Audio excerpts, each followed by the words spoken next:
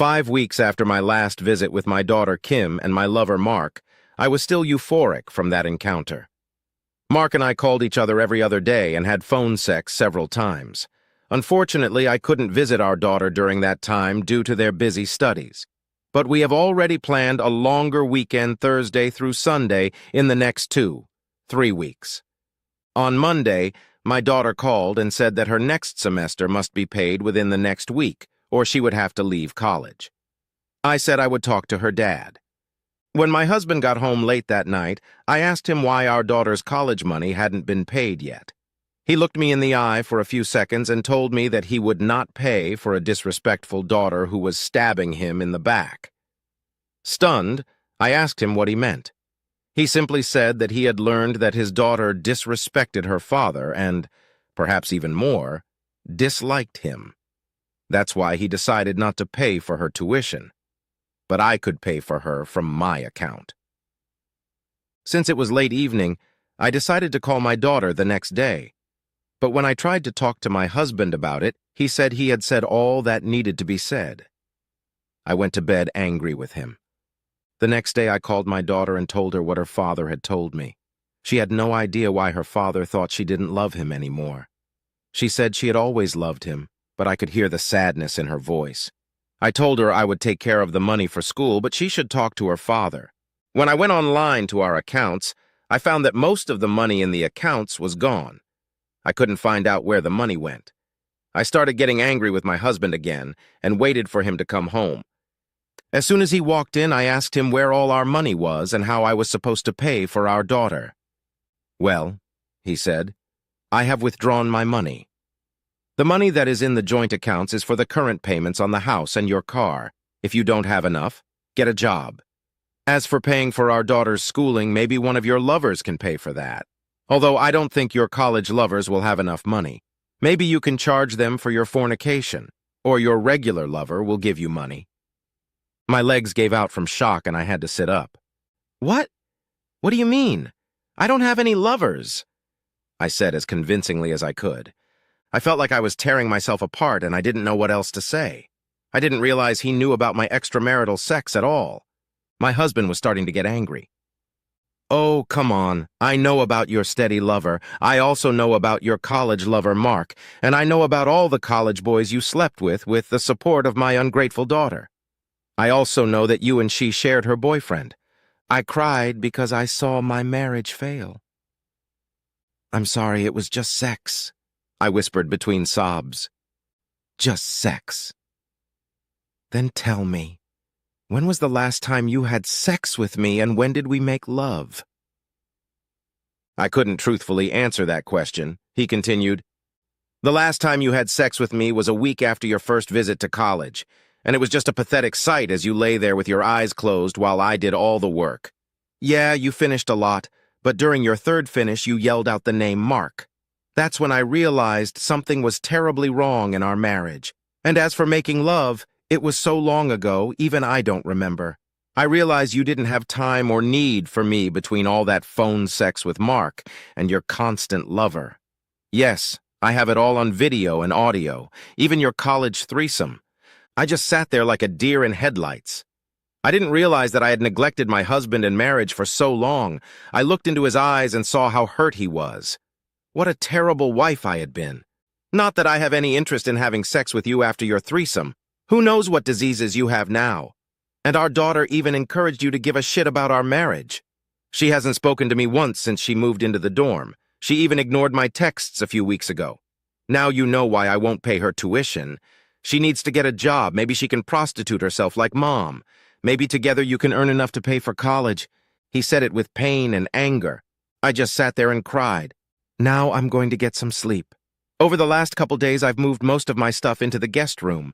I'm not surprised you haven't even noticed. I will sleep there as I see no need to pretend. I sat there for a long time, or at least it seemed like a long time to me. Then I called my daughter, even though it was late, but I needed someone to talk to, and I had to tell her about our problems. Without any greeting, I just cried on the phone. "Kim, your father knows. Your father knows about Mark, about all the sex that was there. He even knows about my lover here, and he knows about your involvement. which is why he won't pay your tuition. Oh shit, Mom, how does he know? Do you have a lover at home too? Shit, what about Mark? What's gonna happen now? And who's gonna pay for college? We hurt him. We've both hurt him very badly, and I don't know if our marriage will survive. He has said hurtful things about both of us, and honestly, I can't blame him. I don't know where he hid most of our money, but there is no way I can talk to him about it now. I have to let him cool down and stay obedient.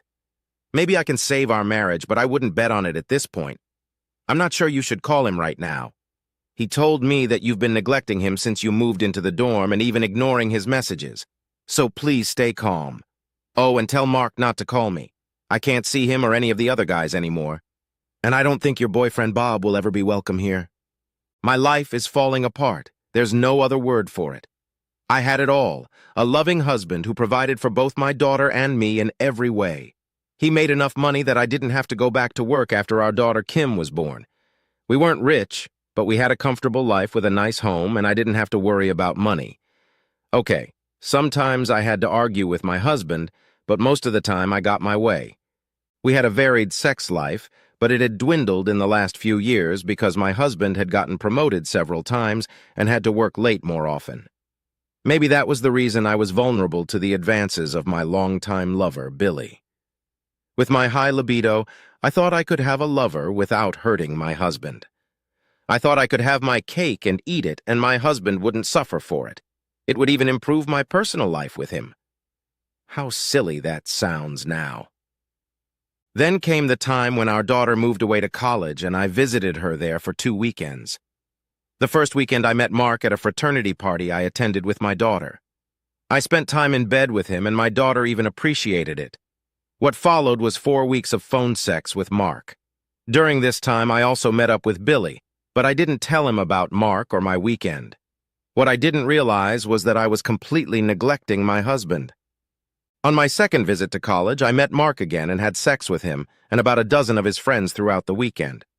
My daughter knew everything and was happy for me, and we both didn't think much of my husband, her father.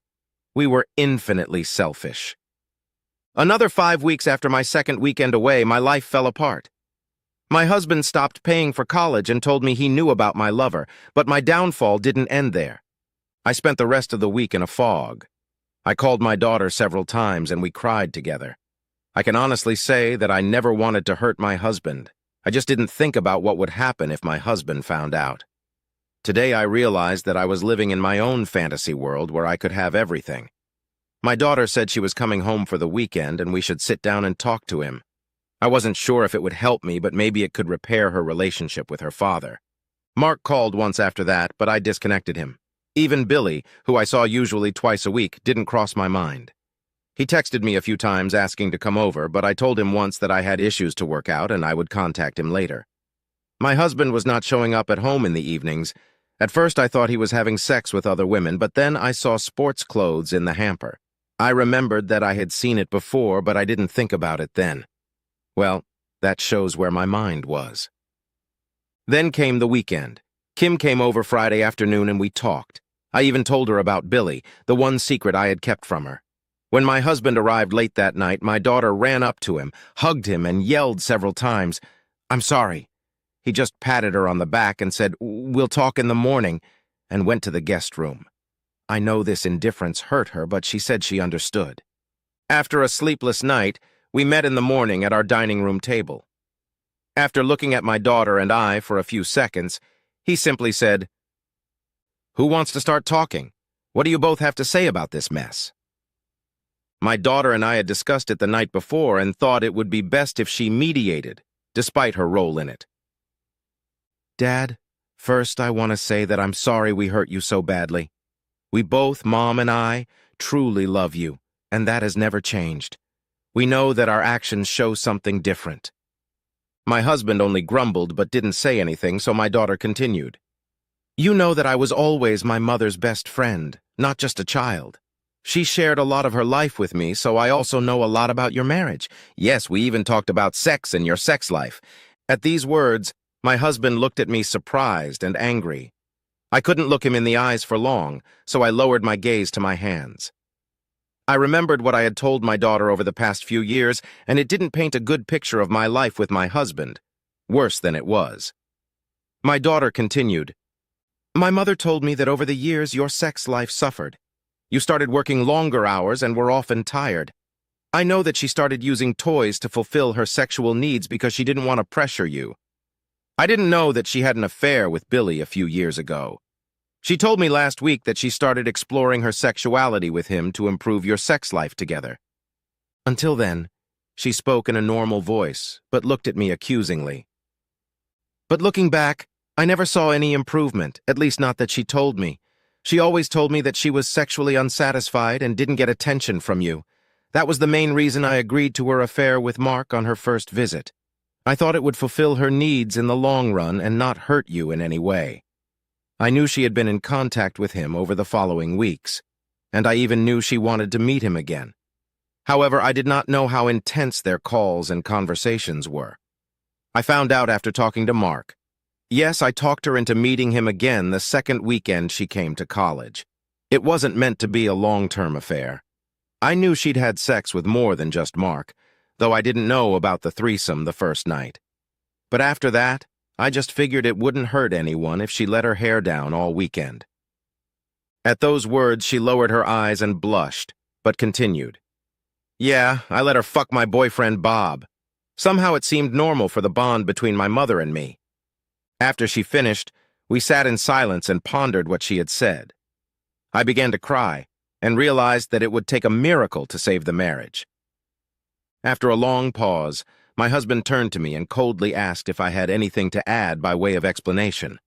I couldn't speak, so I just shook my head negatively. He waited a few more seconds to see if I would change my mind. Then he leaned back and determined my future. Let's summarize. My wife had her long-term affair because I had to work long hours to feed my family. She didn't want to talk to me about it because she didn't want to hurt me. Instead, she slept with other men thinking it wouldn't hurt me. She wanted to explore her sexuality by having an affair with Mark instead of talking to me. She also became a slut for over a dozen frat boys to fulfill her sexual needs with the support of my daughter. She even slept with her daughter's boyfriend to get closer to her. When he put it like that, it sounded really awful. I shamefully leaned back in my chair and let the tears flow, but I didn't think for a second that they would have any effect on him. After a while, he spoke again, addressing his daughter. "Let's get something straight. Your mother had a good job before she got pregnant with you. Don't get me wrong, the pregnancy was planned, and I always wanted children. That's the reason we moved to this bigger house for all the kids we planned, even when I argued that this house was too big. But she countered that she would go back to work after the planned children went to school and contribute to the household. I sat there in tears and remembered that time. A time when we were happy. It's true. I wanted that big house and to fill it with kids, and I really wanted to go back to work. After you were born, she stayed home and took care of you. After a few years, I wanted more children, but your mother decided that one was enough and that she didn't want any more. I never forced her to have more because I thought it was her decision in the end. When you went to school, she also decided that she didn't want to go back to work and would focus on you growing up. It was okay at first because I was making enough to live a good life. There was just a little problem. Now we had a big house that I had to pay for and your mother didn't go back to work. In itself, that wouldn't have been such a problem because I was doing well at my job and making good money. However, since your mother stayed home, she had to fill her free time, especially after you went to school. Oh boy, I knew where this was going. I never realized how bad it was. Her hobbies eventually cost a lot of money. I don't want to explain what your mother spent our money on. I don't want to repeat her bi-weekly beauty salon visits for a few $100s, or her shoes, purses, and dresses that she used maybe once over the years. And I don't want to mention her new car that she had to replace every 3 or 4 years, with all the extras, of course. Oh, you know, she even spent some of the money I earned on her lover, while I got for Christmas a gift certificate. Her lover got an expensive watch, with personalized engraving. At these words, my daughter looked at me in surprise. This was also something I hadn't told her about. It made me feel even more embarrassed. You may wonder why I didn't say anything. In fact, I had said something from the beginning. I had several conversations about money with your mother, but I kept them away from you. She always promised to cut back on her spending. Well, that would last a few weeks, and then she would start spending again. After a few years, I stopped discussing it, but I had to work longer hours to finance your mother. And of course, you. I don't need to tell you what hobbies you've tried over the years, and I'm sure you have no idea how much they cost. Your mother always wanted the best of the best for you. Over the past few years, 70% of our money went to you and your mother.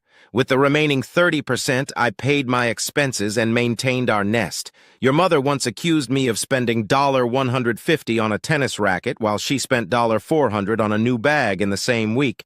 And I'd really like to see your mom in all the lingerie she bought from Victoria's Secret or Agent Provocateur. But I guess that's reserved for lovers. My God, I thought, how much he knows. I've never seen it this bad. I never knew our financial situation. The money was just there to be spent. When I bought sexy lingerie, I seemed to think of my husband. But I never wore it for him, even when he asked me to. He interrupted my train of thought by continuing. So, my dear daughter, you will realize that money doesn't grow on trees. I had to work for it, and I had to work long hours to bring in extra money. I like my job, so it wasn't a big problem for me. Of course, my working long hours had to affect our sex life. After working 10 or more hours a day, I don't have the energy to fondle your mom for a long time before getting down to the main part. She has always needed me to seduce her with caresses and fondle her body for long periods of time.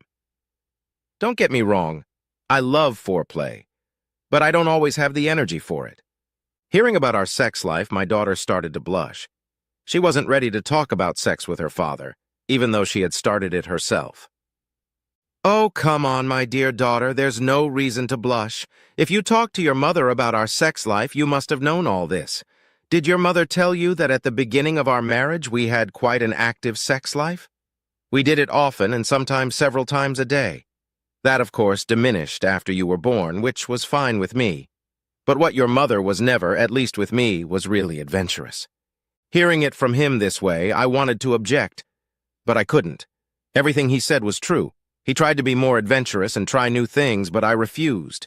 I didn't want to be thought of as a slut. What a joke that is now. How my lover or the frat boys saw me, I didn't care, so I was willing to do things I wouldn't do with my husband. So, my dear daughter, blaming me for our poor sex life and using that as an excuse is not working. The last tirades got louder and louder, and I leaned back more and more. He took a few deep breaths and continued more calmly. I don't know what you both expect from me, but there will be changes in all of our lives. You can think about your future until tomorrow. Then I will decide what happens next. With these words, he looked at us for a few seconds that seemed like hours. Then he got up and left the room. Half an hour later, he came downstairs with a small gym bag and said he would be back late in the afternoon, and we didn't need to wait for him with dinner.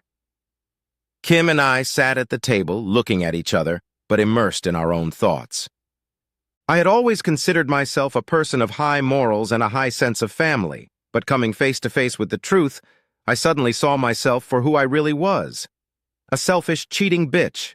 Self-awareness is the first step to self-improvement, but damn, it hurt. But what hurt the most was that I had hurt my husband. Somehow I didn't feel sorry for myself. Not one bit. But I did feel sorry for my husband and my daughter. How and especially when had I lost my morals? That was something I had to decide for myself, whether my marriage would last or not. I don't want to go into details, but as I talked to my daughter the rest of the day, I knew our relationship had gone badly awry. She didn't openly blame me, but I could tell from her wording and tone that she was blaming me for presenting her father as a bad person. She wanted a relationship with her father, and I thought she had a great chance. I would help her in any way I could. However, I didn't know if my marriage was mortally wounded or if it could be saved. I knew it would never be the same again, and I had to make many concessions. I knew I loved my husband, even though my actions didn't show it. And I knew I respected my heartfelt husband for all he had done for us. I never let anyone seriously berate him. I have to take the blame, take responsibility for my actions, and start giving without expecting anything. The next Sunday morning began the same way it had the day before. My daughter and I were sitting at the table when my husband arrived. Before either of them could speak, I said, "Please let me begin before I lose my courage." They both looked at me in surprise, and when they didn't object, I continued. "My dear husband, I am sorry that I have caused you such pain. I don't know when I lost my way, but please believe me when I say that I have always loved you. Be assured that nothing you did or didn't do was the cause. The blame lies entirely on me. I don't know why I acted the way I did, but I intend to find out with professional help. I know you are not happy with our daughter right now, but please understand, she is as much a victim as you are. A victim of my selfishness and the lies I've told her, and lies in the form of my omission of important facts." With the last sentences, they looked at me with big eyes. I don't think they were expecting anything like that at all. Before losing my composure, I continued, "Even if you don't want to see me anymore, please make peace with our daughter. She needs you as a responsible father to get her back on the right track. She needs you a lot more than she needs me, at least right now. I know I have no right to ask, but if you find it in your heart to give me a second chance, I'll do anything to earn it. I know you'll never forget what I did, but I hope you can forgive me sometime in the future. If you move on without me to be happy with someone else, you forgive me at least so that you can be happy." With that last sentence, I lost my composure and ran upstairs to my bedroom. I wasn't going to say that last phrase because I didn't want to think about life without him. But right at that moment, all I wanted was for him to be happy with whoever he was with. It took me 15 minutes to calm down, and I went downstairs. "I'm sorry," I said as I sat down again. Everyone seemed to be deep in their own thoughts, but then my husband straightened up. "I thank you for your confession. I didn't expect it to be so serious." After a few seconds, he continued, "I don't want to beat around the bush. I've already consulted with a divorce lawyer." With that revelation, I leaned back in my chair. I knew my marriage was broken, and all I had to do was wait to be served. I knew I wouldn't resist. I almost missed what he said next. "Unfortunately, the laws in this state are not really in my favor in a divorce case. After considering all the possibilities with an attorney, we've come to the conclusion that it's cheaper to keep you here." I looked up with surprise and hope on my face. He looked me in the eye, but there was certainly resentment in his eyes. But this was the first time I had a faint hope of saving my marriage. But I knew it was going to be a long road, and I was willing to take it. Of course, there will be some major changes. First, I've canceled all of your credit cards. You will both get debit cards that I will put a small but appropriate amount of money on each week. You should use this money to pay for groceries and some personal expenses. I know you need to make some serious adjustments to your spending, but this time, it will be up to me. Financial hardship didn't scare me as much, even though I knew I would have to adjust. I was used to having money when I wanted it. I'll have to get used to it. But the most important thing is your infidelity. You know you hurt me with your betrayal, and though you told me you never lost respect for me, I feel insulted. I hope you don't expect physical affection in the foreseeable future because, at the moment, touching you doesn't appeal to me. This hurt me very deeply. It was like a slap in the face. I had always wanted to look good, and it was important to me to know that men desired me. But now the man I truly loved didn't desire me, didn't even want to touch me, and it shocked me. But when I felt my face turn pale, I realized that it wasn't my body itself that made me unattractive. It was what I had done with my body. I had allowed other men to use it, even though only my husband should be allowed to use it. At this point, I felt dirty myself. Not only my body, my soul felt dirty too. I knew I had to cleanse my body and soul of deceit and selfishness. One more note. I expect you to get a clean bill of health. I know you've had unprotected sex with guys, and I don't want to take any chances. At those words, my face flushed red with shame. For all my lust, I didn't think about my health, much less the health of my loved ones. I would kill myself if I passed on a few STDs to my husband. This may be the hardest part for you, but I don't want to abstain from sex. We've had less in recent years and then just boring sex. We've already talked about the reasons why.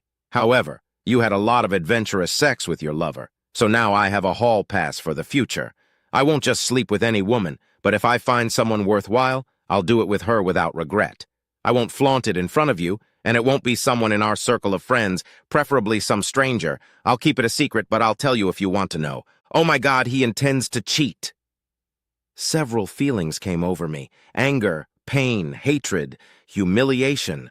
With that last feeling, I suddenly realized how he felt when he found out about my deception. It didn't make me feel any better, but I knew I had no right to complain. I just leaned back.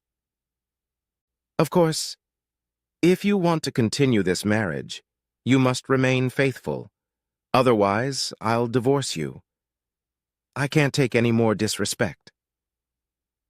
Maybe I should have sex with your lover's girlfriends. But as far as I know, only 3 of them have steady girlfriends. He looked at Kim again. Bob has a girlfriend, but I'm not sure I want to have sex with my own daughter. Kim looked at him wide-eyed. And your longtime lover Billy, well, he doesn't have a steady girlfriend, but he has 2 other married women he sees regularly. You're not his only woman. He's a player who likes to have married women and put horns on their husbands. There is at least one marriage that fell apart because of him about 2 years ago. This was something new. I didn't think much of Billy or what he did when I wasn't with him. There was no love on my part, only carnal lust. Those are the rules for the future. If you can't live with them, you'll have to file for divorce yourself. With these words, he stood up and left us sitting. A long silence followed as we pondered what we were facing. The only problem for me was the realization that my husband might be cheating on me. But what choice did I really have? I could be well compensated in the divorce, but at what cost? I love my husband, and I didn't want to lose him. I knew I had to make myself desirable to him, body and even more so soul. I had to win him back. The rest of Sunday we hardly spoke at all. Kim left for her college on Sunday night. I didn't know what surprises the next few days would hold for me. On Monday night, an excited Kim called. She told me that Mark's fraternity had thrown a party that weekend. One of the girls there, who had been drinking heavily, had been raped by several guys. She reported the rape. That same day, someone called the police and reported a major drug distribution at that particular fraternity. A drug raid on the fraternity building found many drugs of all kinds, date rape drugs, and videos of various groups on the fraternity brothers' computers and cell phones. It was Mark's fraternity, and according to Kim, a lot of drugs were found in his room as well. I looked at my husband and saw the corners of his mouth lift up. I had a feeling that he knew about all of this before, maybe had set it all up. When I asked him, he simply told me that there was no way he would have organized the rape of an innocent girl. It was just a coincidence and icing on the cake. The college has shut down this fraternity, and its members will face hard times. Their future careers are not looking so good. On Thursday, I received another unexpected call. A child prohibition was found on Billy's office computer, and further investigation revealed several videos of him with various married women. There were none of my videos, but since I was one of his frequent contacts, I was interviewed. My husband supported me during the investigation, and after a few days, I was acquitted. A few weeks later, Billy called me from detention. He asked me if my husband had planted the adult children's movies since all my videos were missing. I didn't even know they existed. He had gotten an anonymous letter that said, "Don't have married women." I didn't ask, but I knew my husband had a hand in it. I know he has a friend who is great at IT security. I just hoped this friend hadn't seen my videos. Since I knew he was getting revenge on my lovers, I was just waiting for the axe to fall on me. Epilogue. A year later. I am happy. I'm still married to my husband, and I love him more than ever. Of course, it's been a rough year. I immediately went to a counselor to understand myself. A full medical exam, yes, I also got a clean bill of health, revealed a hormonal imbalance that may have started a long time ago, apparently shortly after my pregnancy, and I began treatment. Psychologically, I was diagnosed with a mild form of shopping addiction. These things combined with a high libido and less time with my husband may have led to my cheating. I could cite this as an excuse, but deep down I knew that I was the one making the cheating decisions. I made sure my husband knew all of this, but I never presented it as an excuse, and I made sure my husband knew it too. A few weeks later, I found a job in my profession at a small startup. My boss is a woman. I don't want any misunderstandings with my husband, who was cheated on by her husband. I told her all about myself, and at first she was very strict with me, but she saw how I wanted to be a better woman, so gradually we became good friends. The work doesn't pay that much money, but it is satisfying. My husband told me that I can keep the money, but I contribute it to his account. I live on his debit, which he has increased over the last year, but I have never used it fully except when I bought him something as a gift. My daughter has rebuilt her relationship with her father, and they are closer than ever. All I want is for them to be happy. My own relationship with my husband took longer to get better. After just a few weeks, a friend mentioned that my husband had become quite the stud. He cut back on his work hours and started a fitness program. Within a few months, he became very fit. Over the summer, our daughter was visited by several of her college friends. They seemed to flirt with him more than necessary, and he enjoyed their attention. Was I really jealous? Of course, but surprisingly, more than that, I was proud that he was attractive to young women. Did he sleep with any of them? I don't know and don't want to know. After all, he had a hall pass. It was 3 months before he came back to our bedroom and another 3 months before we started having sex again. It was when I caught him off guard in the bathroom that he fought back. I wasn't angry, but I was horny. I told him that he didn't need to fight himself off. He can use my body any way he wants. That was the first night of intimacy. A few weeks after sex, we went out to dinner with friends one day. When we came back, we were both pretty drunk, and we made love for the first time. I cried and cuddled up to him and said thank you several times. With that, we became real husband and wife again. Our daughter felt it immediately when she visited us and was happy for us. A year later, we went out to dinner as a couple. After dinner, he told me he was canceling his own hall pass. If I wanted to know anything about what happened during that time, I had one last chance to ask, and he would answer. After this evening, he will never say anything more about it. I thought about it for a minute and then just said, I don't want to know anything about the past, but I ask that in the future, everything that happens between us.